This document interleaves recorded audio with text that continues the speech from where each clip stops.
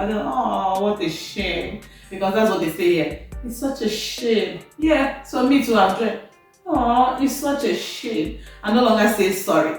I keep my sorry from when I go back to Nigeria. I'll start saying my sorry. So I don't want anybody feeling bad. So when you come to Rome, you'll be. Hey guys, welcome back to my channel. Today we are talking about culture shock. Culture shock. The shock is shocking and it is still shocking me. Let's talk about it. Oh my god. I had a lot of culture shock coming to the United Kingdom. You know, when they say relocation is a big move, it's huge. It is huge. It's reality. So I had a lot of experiences, a lot of culture shock here and there, and that is what I'm finally ready to talk about today. We'll talk about it today in this channel. So pay rapt attention, don't click out, make sure you watch till the end. If you're seeing me for the first time, my name is Chidima. In this channel we talk lifestyle, vlog, nursing, and all the good stuff happening in the United Kingdom. And if you're a returning subscriber, I love you. Thank you for returning back to my channel. So today is not the formal video of sitting down and talking. Today, we're just gonna chat. So, I don't mean to offend anybody. Don't be offended, but I'm going to spell it as it is, because whether I say it or I don't say it, it doesn't make any difference. It is what it is. People who know.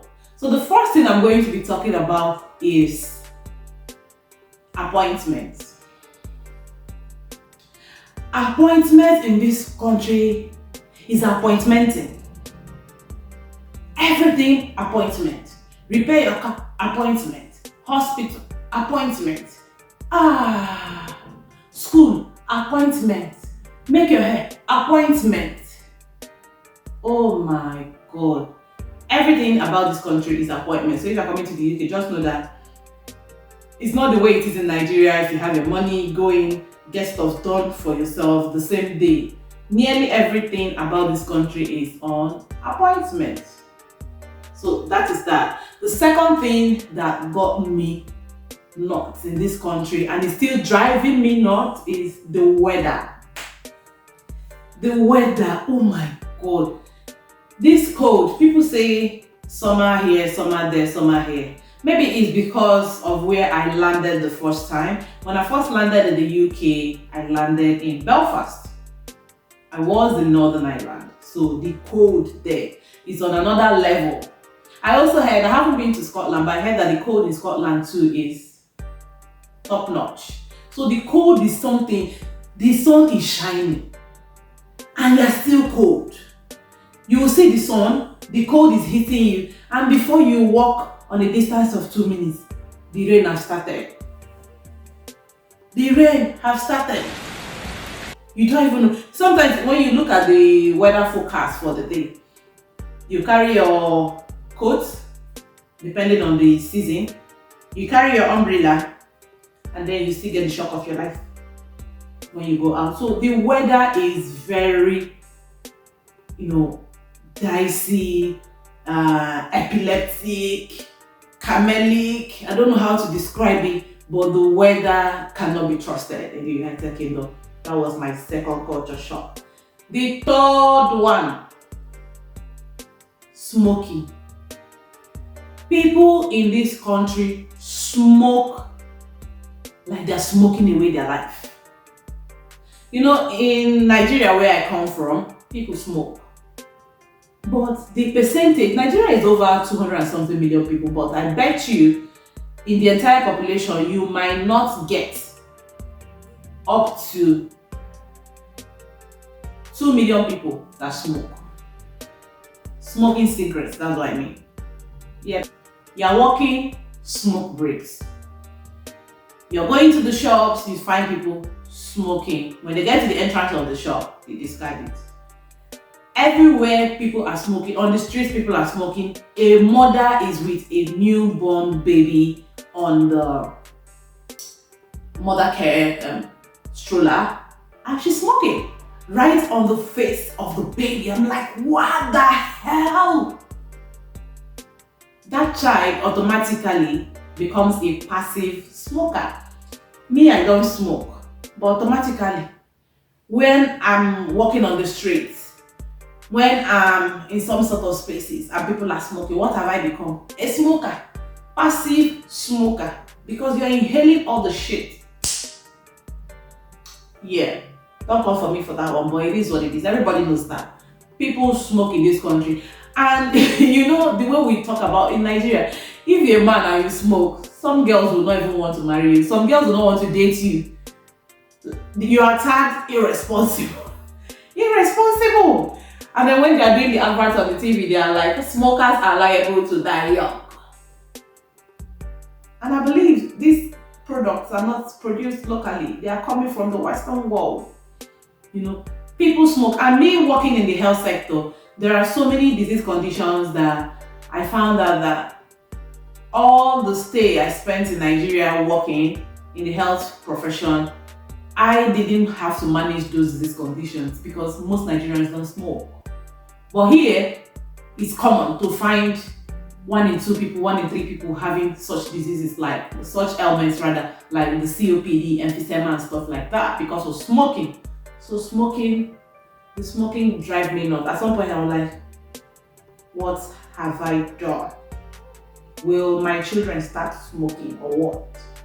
I don't smoke, my husband don't smoke, but that fear grabbed me. I'm like, what? So that's that. So people in this country smoke. The next thing that got me shocked is the sharing of bills when you're hanging out with people. So when someone calls you for a hangout, if you're going to spend £200 for that day, if you people are 4 on the table, everybody's going to spend £50. And even when a guy asks for a girl for a date and they take them out, I'm not single, but I've got people who are single who shared their experiences. It came to them like a shock. Nobody tells you, so the British people will take you out, and then when it's time for bills, come on, pay your own part of the bill. And I'm like, oh, if you try that in Nigeria, how dare you? In fact, before you take a girl out, you must be odom. Your cash must be down because she's not spending any penny. She's not spending any penny. You're going to be the one spending. Literally, you ask for it. So you can't take a girl out back home and then ask her to pay. But here, you go share the bill 50-50. It is what it is. So that was another culture shock that I got. Now, another culture shock that I got is when people say, are you alright? Are you alright? That thing can annoy me. It's not like they really care. They're just saying it. So if sometimes they don't even expect you to reply back. Like, they just say it's some sort of hi. When somebody say, are you alright? Are you alright? You know, everywhere you go, the shops, everywhere. Are you alright? Are you alright? I'm like, You go reply, you go tire. Not a reply. That was another culture shock that I got living in this country. And another culture shock was, you know, back home, if somebody has an injury or something happens to somebody and you're trying to sympathize with them, you're like, oh, sorry, Bele, sorry, yeah, sorry, that kind of thing. You dare not, you dare not do that in this country. Somebody's having an issue and then you go and say sorry. And they'll say, no, you don't have to say sorry, you don't have to say sorry, it's not your fault. I'm like, hello. It's not my fault, okay? So I don't bother anymore. No, even if I don't bother, no matter the degree of what's happening to you, I don't, oh, what a shame. Because that's what they say here. It's such a shame. Yeah, so me too, I'm trying. Oh, it's such a shame. I no longer say sorry. I keep my sorry from when I go back to Nigeria. I'll start saying my sorry. So I don't want anybody feeling bad. So when you come to Rome, you behave like the Romans. And the last one, okay? I used to see this thing in the movies, but I thought they were playing pranks. I didn't know that it was real. Was when you look at a woman as old as your grandmother and you call them by their name. You dey craze to do that in Nigeria. They never born you. you look at an old woman and you call her by, you don't have respect if you do it in Nigeria.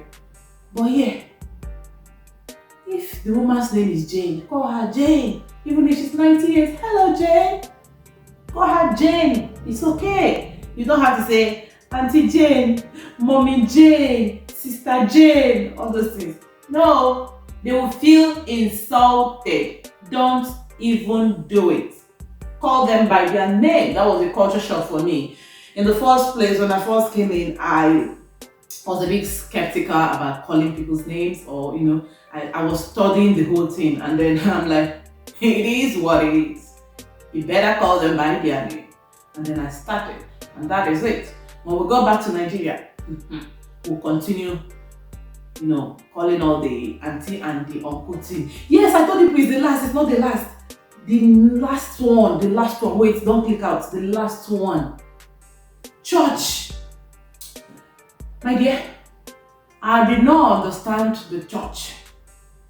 When I first came to Northern Ireland, I went to church.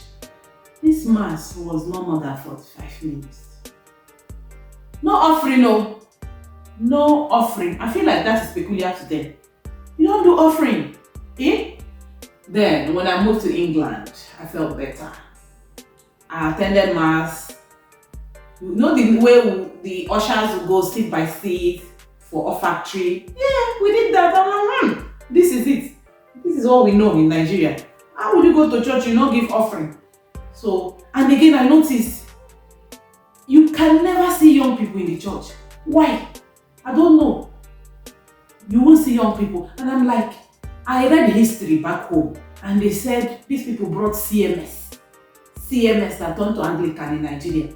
How is it that in church it's only old people that are in church? Apparently, most young people would rather spend most of their time in the pub. And then when I'm sleeping in the night snoring, you just hear somebody blasting music, 3 a.m. Idi. That one, I'm like, what is that? This is it, guys. Consider subscribing to this channel. Subscribe to the channel, like the video, share it, give the video a thumbs up, and I'll see you in my next video. Bye.